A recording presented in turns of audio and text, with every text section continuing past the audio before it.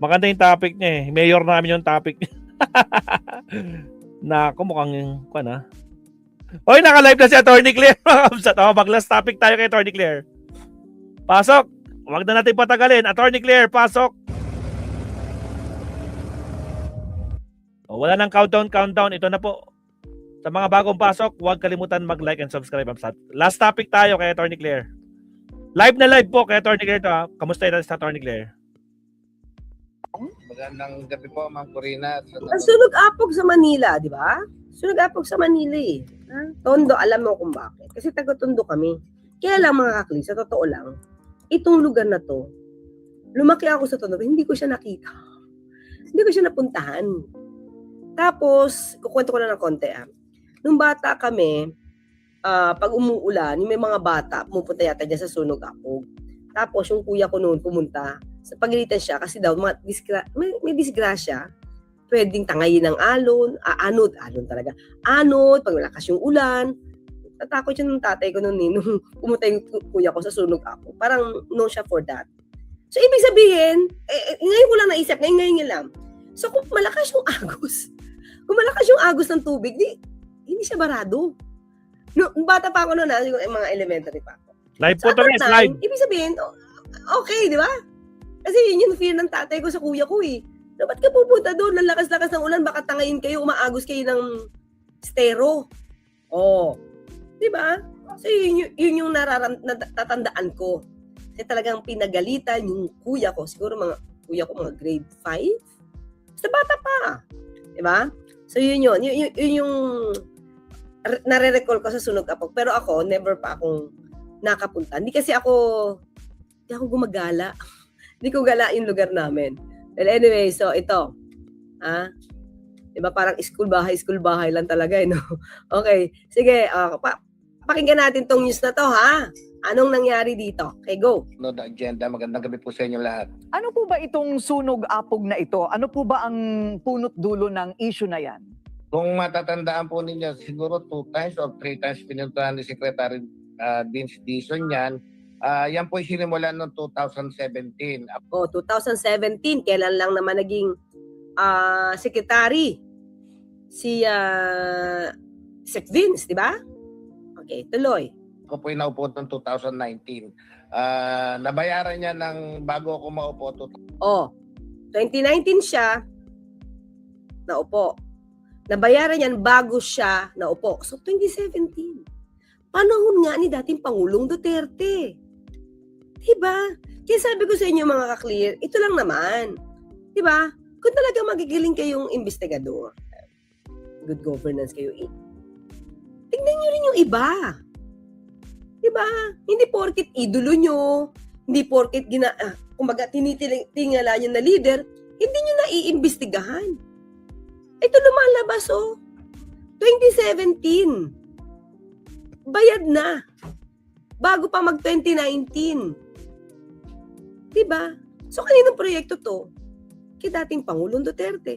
Pero bakit parang pag nagsalita ang mga Duterte or DDS, parang walang problema. Parang wala silang ghost project or maanumalyang flood control project. Si dating Pangulong Duterte na mga clear, ang nagsabi, as early as 2020, marami silang ghost projects. Diba? Dapat yun nga yung simulan 2019, fully paid siya.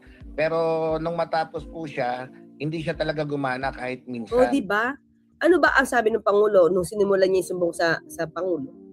Diba? Ang unang issue dyan, existing ba? Existing, yes. Existing lumalabas. Gumagana ba? Yun ba yung effective? Ano yung pangalawa? Existing ba? Operational ba? Ayun. Existing ba? Operational ba? Effective ba? Doon pa lang sa pangalawa. Hindi na na-ooperate di ba dapat sampahan na to ng kaso? Di ba? So bakit hindi man lang ito nababanggit na magagaling na investigador? Di ba? Nauna pa talaga mabanggit yung Ilocos Norte. Wala namang problema ang mga kaklir kung babanggitin eh. Yung Ilocos Norte. Kung may finding siya. Nako, si Mayor Problem Magalong is, na naman yan. Bakit pagka proyekto ng dating nakaraang administrasyon, parang wala tayong nadidinig. Nung ako po yung chairman ng Metro Manila Development sa Kongreso, nung 19th Congress, pinipilit kong ayusin yan, pinatawag ko yung DPWH at the same time pati MMDA. Wait, 2019 ha? Ibig sabihin, dating Pangulong Duterte pa to. Uli nga. Wait ah. Yeah, siguro 2 times or 3 times pinuntahan ni Secretary Vince Dizon yan. Yan po yung sinimulan noong 2017. Ako po yung naupo noong 2019. Nabayaran niya ng bago ako maupo 2019, fully paid siya. Pero nung matapos po siya, hindi siya talaga gumana kahit minsan. Nung ako po yung chairman ng Metro Manila Development sa Kongreso, nung 19th Congress, pinipilit kong 19th Congress po.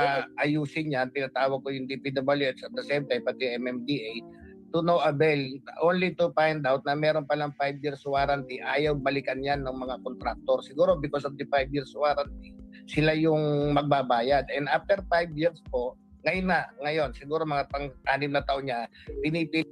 O di ba? So 2017, tatapos 2019, no? 19, 20, 2022. Parang lagpas na nga eh. Kailan siya natapos, di ba?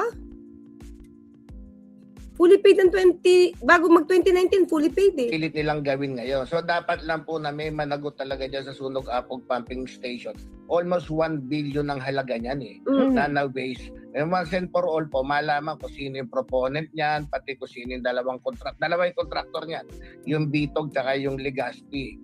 Dapat po managot talaga yan sa batas. Total, marami na tayo kung tatanggalin po yung ICI kaagad, baka maputol yung investigasyon nila. Sayang naman. Actually, maputol. Halimbawa lang nga mga klira, maputol man ang ICI kasi may gagawin naman batas na independent commission. Alam nyo, makumpleto lang yung dokumento nito. Makumpleto lang dokumento nito. Pwede na ito idiretso sa sa ombudsman eh. Kung sino man ang may kickback dito or idiretso sa DOJ. 'Di ba? Depende ito. So, kung nagkaroon dito ng lokohan, 'di ba? Nagkaroon ng kickback, pwedeng ikaso sa DOJ, pwedeng kasuhan sa ombudsman, depende kung anong magiging facts of the case nito. So, just imagine mga ito nga yung pinagtataka natin eh. 'Di ba? Maliwanag, hindi gumagana. Alam ko, naging issue na rin ito ni Mayor Isko saka ni MMDA. Pinunta niya nata ito eh. Pero bakit? 'Di ba? Hindi ito nababanggit. Po sinimulan yung investigation at waste of money po, malaking pera na kaban ng bayan yung napunta diyan na parang baliwala lang. So dapat talaga may managot po. Dahil po ba sa hindi gumana itong pumping station na ito ay nakadagdag ng labis dito po sa pamamaha o pagbaha sa Maynila? Parte po yan ng pagbabaha ng Maynila. Kaya marami pong naperwisyong mga kababayan natin. Sabi ko nga, hindi lamang gamit ang nawala rito. Minsan pati buhay nawala gawa nitong baha na to. So siguro dapat lang po na may managot. Unang-una, nasa distrito ko po yan. Kaya gusto ko sana na lumabas yung katotohanan at ihabla yung dapat ihabla at managot yung dapat managot yan. So, Lalong-lalo na po yung contractor at yung proponent yan. yes sir. So ang ibig nyo sabihin na abutan na ninyo yan. Pero sino po yung nakaupo na congressman bago po sa inyo? Congressman Carlo Lopez po ang proponent niya. Okay. Alam na pala niya. Okay. 2017 sinimula niya papuntang 2018 pero ang nakakapagtaka po 2019 ako nanalo June 30 bago ako mag-assume ng office binayaran na nila ng buo yan kahit hindi pa tapos. Di ba? At least 'di ba meron kang panghuhugutan mga clear. Sa kwento niya, may panghuhugutan ka. Especially kung may files. makikita mong files, may pangugutan ka para sa pagpapaimbestiga. Diba? At nakita mo, hindi naman talaga gumagana. O di definitely, pwede na ito sampahan ng kaso. In which, nung makita natin ngayon yung during the investigation ng mga flood control, maraming ganyang incident na nababayaran kahit hindi pa tapos yung proyekto. 5 years, yes sir, 5 years warranty. Eh di, Apo. ibig sabihin sa loob po ng 5 years, dapat ay ginagawa nila tuwing yan po Dapat binabalikan po ng kontraktor yan dahil may warranty nga. Hindi po talaga binalikan nila yan. Paulit-ulit kami noon na tinatawagan at ilang letter ang ginawa ko noon sa DPWH saka sa MMDA. Actually, nung tinatan over ng DPWH sa MMDA po yan, ang term na ginamit ng MMDA kaya hindi nila tinanggap is because that is defective. Okay, bakit hindi So, defective na pala. Di ba? Imagine yung mga clear, di ba? Maliwanag dito. Pwede nang kasuhan. Dapat nirekomenda na ito sa ICI. Diba? Dapat nirekomenda na ito agad. Kaya nga, tuloy. Si Senator Trillanes, sabi niya, bakit hindi naiimbestigahan yung mga anomalya nung nakaraang administrasyon. Hindi na lang po idiretso sa DOJ? Pwede ho ba yun? Sa ombudsman pala. Kaya nga po, ngayon po, natapos na yung warranty at nakita ko naman, inimbestigan nila Vince Dizon. Gusto ko hong malaman talaga kung ano na nangyari dito, kung talagang pinailan na nila dahil nangako si Vince Dizon na wala silang sisinuhin, wala silang lahat sa sagasaan nila. So, inaasahan ko po, kaya gusto ko sana yung ICI, kasi nagsimula ng ICI dyan, natatandaan ko po, yung unang punta, andun pa si General Magalong. So, diba? Napuntahan ni General Magalong.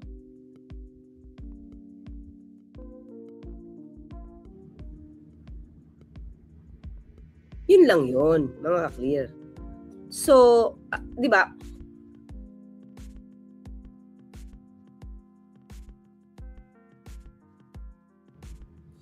May nabanggit ba si General Magalong patungkol, si Mayor Magalong tungkol dito?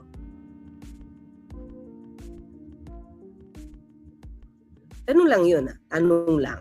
Baka naman kasi kabanggit-banggit, together with the Ilocos Norte First District projects, baka naman nabanggit niya na rin ito, kaya lang 2017 ito. Tatamaan ito, si dating Pangulong Duterte, tatamaan dito, of course, si DPWH Secretary Mark Villar. Tatamaan to. So, inuna niya munang tamaan ang Marcos kesa sa Duterte. Bakit kaya? Minsan tuloy iniisip natin dahil ba sa plano Sara Magalong for 2028? Agoy. May nagpapalaganap na niyan. Isa na dito, si Silvestre Bello. So, yung ba yun? Kaya ayaw niyang, kaya ba? Ha? Ayaw Yung banggitin. sabing, conclusive na to, ha? This is a conclusion. Ayaw banggitin. Kaya ba nangingimi si Mayor Magalong mabanggit ang anumang proyekto na may nakasabit na Duterte ay dahil magtatambal sila ni Sara Duterte. Ano sa palagay niyo, mga kabsat? Yan o, maliwanag naman sinabi. Di ba? Kung nandoon ka at nakita mo na, sa akin lang mga kaklira, kung nandoon lang at nakita mo na, hindi gumagana, di ba, dapat nauna mo na yung mapintasan. Nauna mo na yung i-question. Hindi yan pag nagpa-interview ka ngayon, mga kaklir, pansinin nyo ang tinutumbok ni Mayor Magalong. Kasiraan ng Administrasyong Marcos. Diba? Pinintasan niya na yung ICI. Mabagal. Paano hindi babagal? Nakita mo na pala to. Hindi ka pa nagrekomenda. Diba? Paano hindi babagal? Nung nag-resign ka sa ICI, hindi mo pa alam kung sino ang kakasuhan sa Rakneting, ay talagang babagal ang ICI. Kasi yung sinabi niyang na-imbestigahan niya na before, hindi pala natapos-tapos. Ibang tao pa ang nakapag-demanda rito. Iba pang tao nakapag-request para ma-freeze ang assets. Diba? Kung as early as 2022, mga ka-clear, ay nabanggit niya na ito at nagsampa na siya ng kaso sa AMLAC, o di sana na-freeze agad yung assets ni Eric Yap. Diba? Actually, wala naman silang ginawa nung panahon ni dating Pangulong Duterte. Wala. Pero ngayon, nagpasimula ang Pangulong Marcos Jr. na magpa-imbestiga. Lahat na sila magagaling mag-imbestiga. Diba? Kesyo daw ganito, kesyo ganon, may naghahamon pa ng debate. Excuse me. Bakit kayo nanahimik sa ghost projects noong nakaraang administrasyon? Kung totoo kayong makabayan, dapat noon pa. Kasi inamin ng may ghost projects. Halos magtatatlong taon pa lang ang Pangulong Marcos Jr. saka pa nagpa-imbestiga siya. Ngayon lahat kayo magagaling na mag-imbestiga. Diba? Na parang kayo yung hero. Diba? Kayo yung magaling. Tapos mamimintas na ang bagal-bagal ng ICI. Paano hindi babagal eh? Nakita nyo na pala to. Hindi nyo pa kinumpleto yung papel. Diba? Saan nagtanong kayo? O nagrereklamo na pala si Congressman Valeriano. Alam niya naman kung sino yung proponent. Diba? Diba? Sama ng sama sa pag-i-inspect. Sama ng sama sa pag-inspect. Wala rin pala. Ang in-inspect lang, at ngayon, at ang bukang bibig, Ilocos Norte, 1st District. O, saan ka pa? Diba? Sabi ko nga, wala namang problema. Diba? Wala namang problema kung pantay lang. Kung pantay lang siya magsasalita. Wala yung may sinisino. Merong pinapanigan. Or parang may kino-cover up. Sana hindi ganon. Dapat pantay-pantay lang. Kung may mali sa nakaraang administrasyon, sabihin, idemanda. Huwag magpakeme-keme. Huwag magpatumpik-tumpik. Diba? Kasi, ang bilis manira, or ang bilis pintasan, or gawing issue, kaya ayaw ko na sabihin mamintas, madaling mag-insinuate.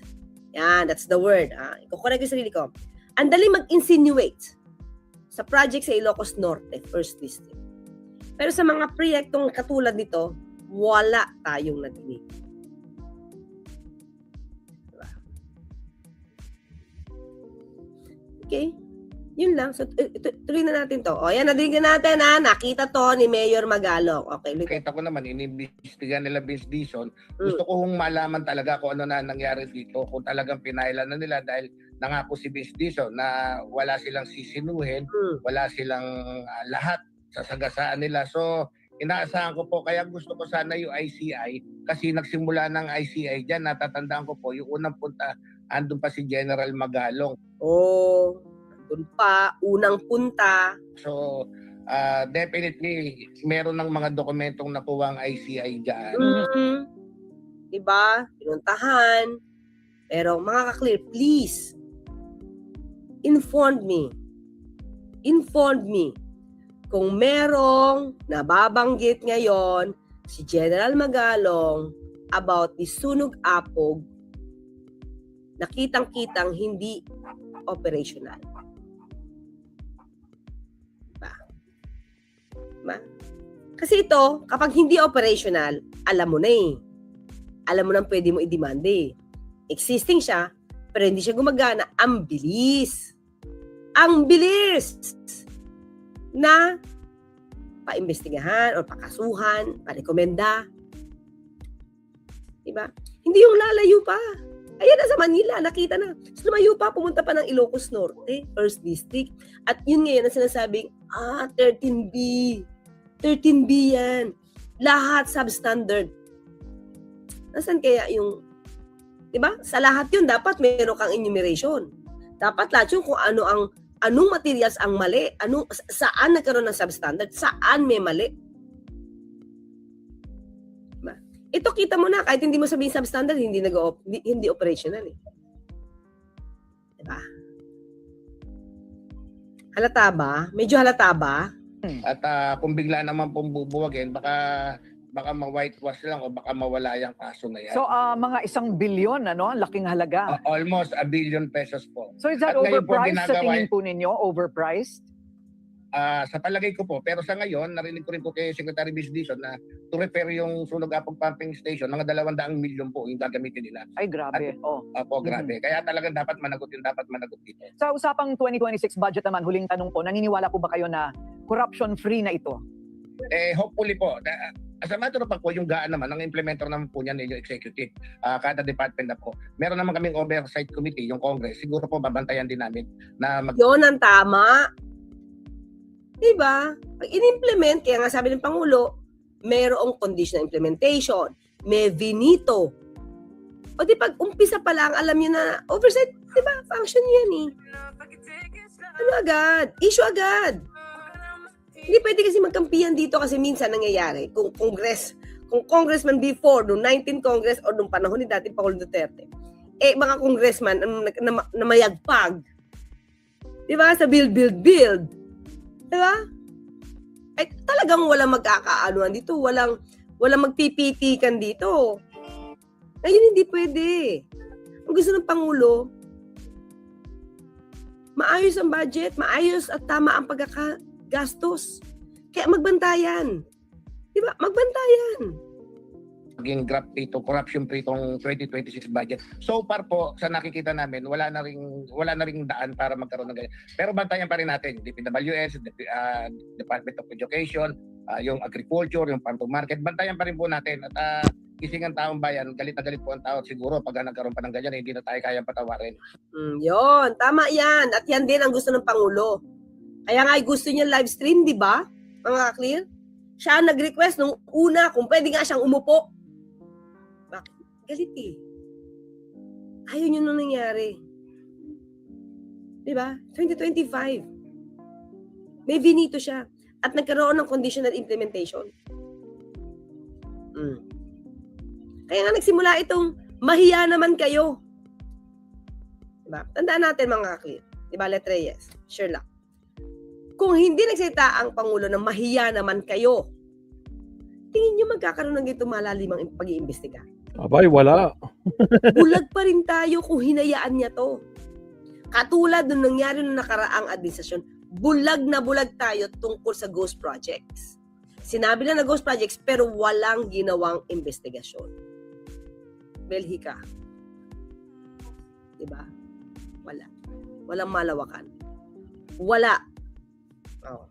Diba? Thank you, Alfonso, sa pag-like. O, yung mga kaklir, meron pa po tayong topic. Sana mag-like po kayo, mag-subscribe and share.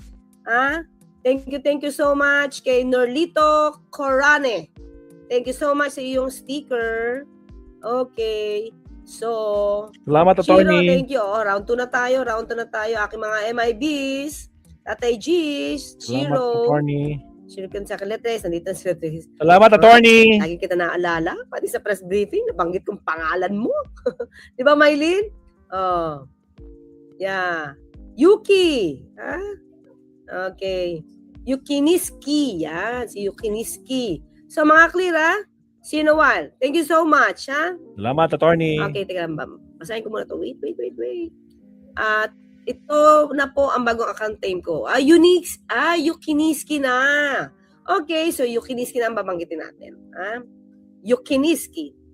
Yan din ang tawag ko kay sa mga anak ko minsan. Kalvinsky. Pwede ako maganyang Kalvinsky. Ayan. Okay, see you in a while. Bye-bye. Salamat, Atty. Ayun, mga kabsat. Ay, halos naka 2 hours din tayo, no? Maraming salamat po. Thank you very much, mga kabsat. So, kailangan natin bumawi-bawi sa ating mga hindi nagagawang live stream, no? Kasi naging busy tayo for the Christmas holiday, New Year. Talagang naging busy tayo. Maraming salamat po. Sir Tony, syempre. DMB Rosimatsu, Sir Leonardo Ansag, Felix Favorada, shout out. Sa panahon ni Duterte, nakakulong tayo sa mga bahay natin. Minor ka lang, lagnat, COVID agad. Kaya nga. Diba? Silvia Latorre, at saka sa mga bagong pasok. Ilan na i-like natin? 100 na ba? O, pag hindi pa 100, gawin nyo ng... Kasi kanina parang 95 na yung sinabi ni Kabsat Rosimatsu eh. Sir Romy, ayan. Romy, sino pa ba? Alejandro, na nag-iiyakan. Sino pa ba? Nilda Arceo, TJR. Sino pa ba? At sa lahat po naman nandito, Mark Bon Jovi.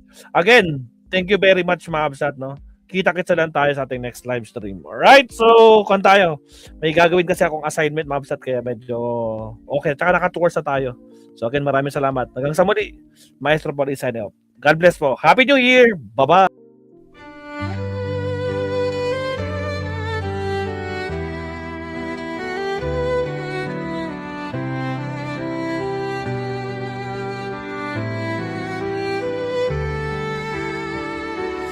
Bawat hakbang, tinik ang iyong daan. Sa sariling bayan, ika'y hinusgahan. Ika'y siniraan ng ganit sa kapangyarihan. Agilang nagnakaw ng pera ng taong bayan. Pinapasan mong lahat ng